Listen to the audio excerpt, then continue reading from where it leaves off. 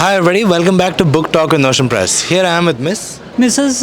Renu, I am N.K. Katyal. And who's the author of this book? my granddaughter, Riya Sikka. Right. So how is it visiting at the world, like having your granddaughter's book at the world's largest book fair? Oh, I'm so very, very proud of her. I'm so happy to be here. Right. Very, very happy. It's a beautiful, it's a very nice moment for me. Right. Very So can you proud. tell us a bit more about the book?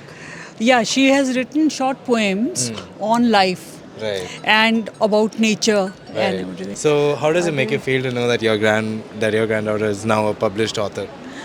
Very, very proud, very extremely proud of her. That she is so talented. She has done so well. Right.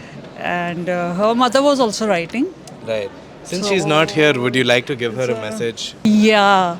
Congratulations, beta. Congratulations, Riya. I'm so proud of you, beta. Very, very happy for you.